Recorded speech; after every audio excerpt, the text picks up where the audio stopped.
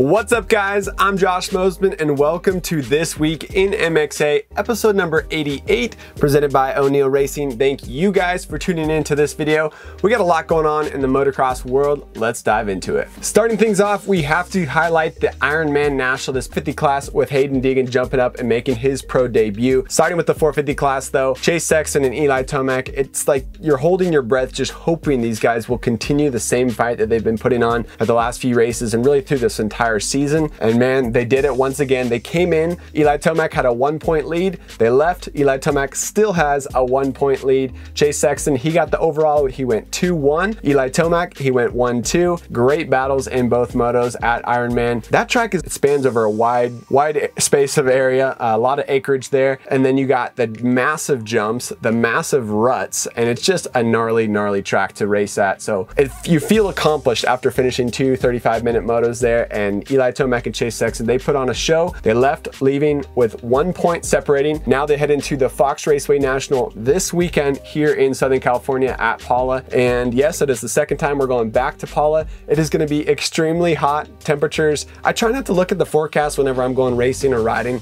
especially because Southern California, it's always hot down here. But this weekend, it's going to be over 100 degrees, somewhere in the 105 range this weekend. So it is going to be brutal. But Chase Sexton, he won at the Fox Raceway National way back in 2020. He's did well there in 2021, and he went 1-1 this year at the season opener at Pala with 1-1 moto scores. So Chase Sexton, he's got the momentum at Pala. He likes that track. He does well at that track, but with the temperatures being so hot, you got to think that Eli Tomac is going to excel just when it comes down to that grit at the very end of the moto. So it's going to be an exciting battle. I won't be able to watch it myself because I'll be actually out there racing with them. So I'll be watching it as they come around and pass me about 25 minutes into the moto. So good times. Looking forward to this weekend at Pala and looking forward to see who gets the championship. Either way, it's going to be a great story. Eli Tomac on a brand new team, a brand new bike for him. And if it's Chase Sexton to overcome and take down really the giant, the guy who's been the man outdoors for the last years and years, that would be pretty awesome for Chase Sexton. And it'd be really awesome for Team Honda, who's been in a long drought, for grabbing another overall win in the 250 class and taking the championship down to the wire at the Pala National. He wanted to wrap it up, obviously, at Ironman, get it done early. That would have been nice for him, a big weight off his shoulders, but Joe Shimoda came back in that second moto to grab the moto win and take the championship to the final round at Pala. So it's going to be an exciting one to watch. Instagram post, so the rumors and speculations,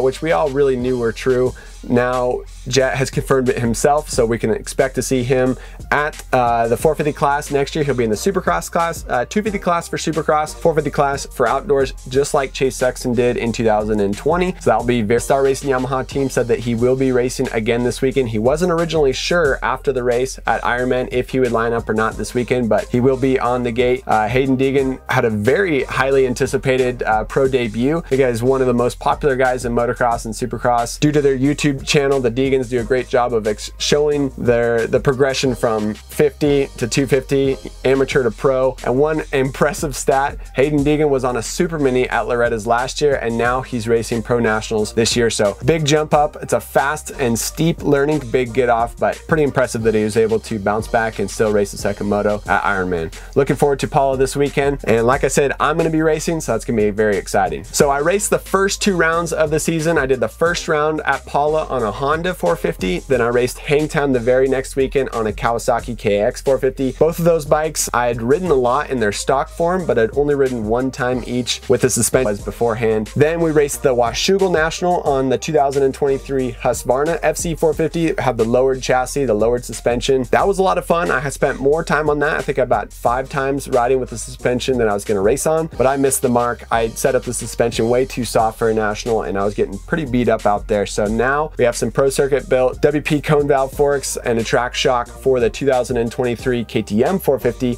and that's what I'm going to race this weekend at Pala. Looking forward to bumps, the big jumps, and the big ruts at Pala, and stiff suspension that'll usually beat you up more when you're riding a regular track, but when you're hitting such big bumps, that stiff stuff will hold you up and really take care of you. So I'm hoping that's what happens this weekend at Pala. It's gonna be a hot one, like I mentioned, but we're up for the challenge. Next up, I wanna highlight the October issue of Motocross Action magazine. Yes, that's me on the cover on the KTM. You guys need to subscribe to Motocross Action to read the Ellis. It might be familiar to you because he is the owner and founder of Twisted Development, and they build engines for almost all of the privateers at the pro motocross and supercross races.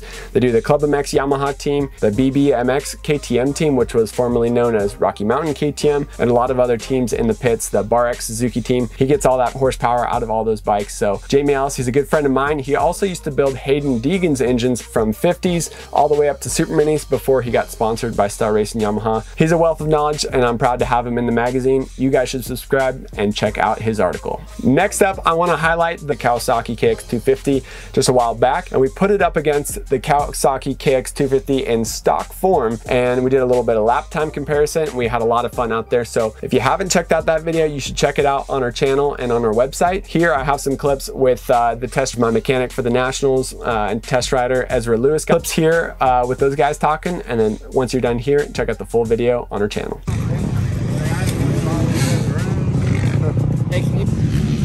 How was it?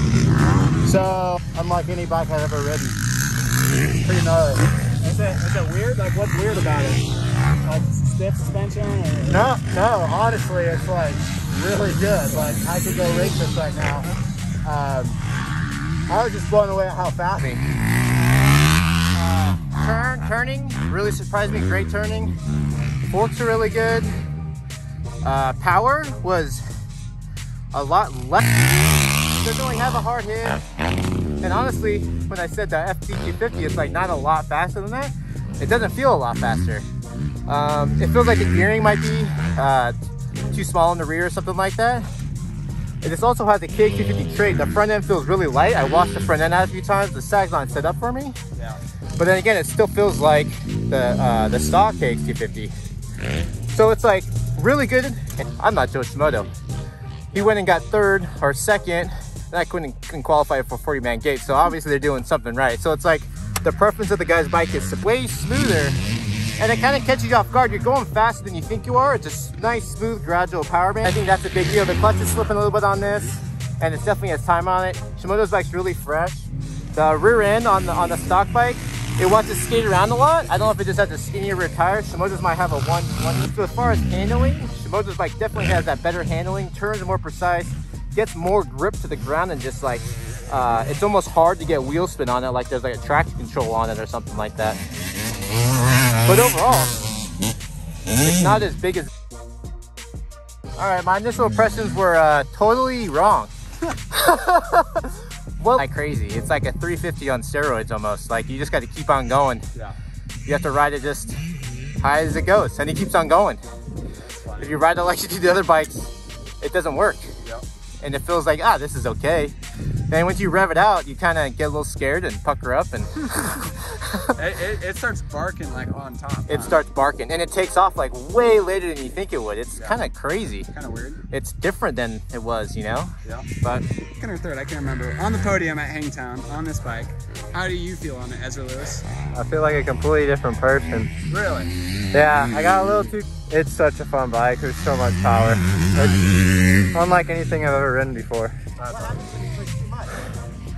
You'll get in trouble. How so?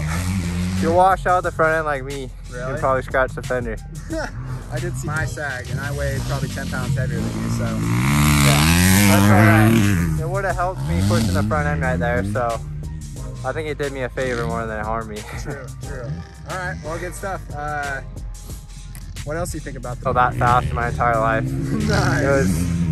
I've never done that before. It was pretty cool. Sick. All right, good times, bro.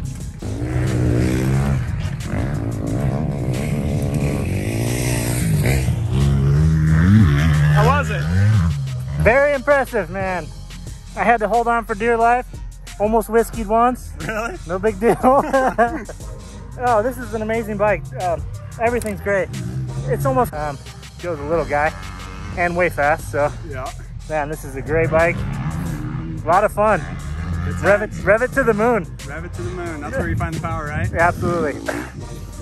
All right, guys, thank you for tuning in to This Week in MXA, episode number 88. We're going to be at the Pala National this weekend. If you're there, stop by in the pits and come say hi to me, to Josh Fout, Trevor Nelson, and the rest of the guys there hanging out. Also, Brian Medeiros will be there. He was the star of our Washougal video when he qualified for the 250 class on a Suzuki 250. He'll be lining up on a Suzuki again this weekend, so good stuff. Thank you guys for tuning in. We'll see you in the next video.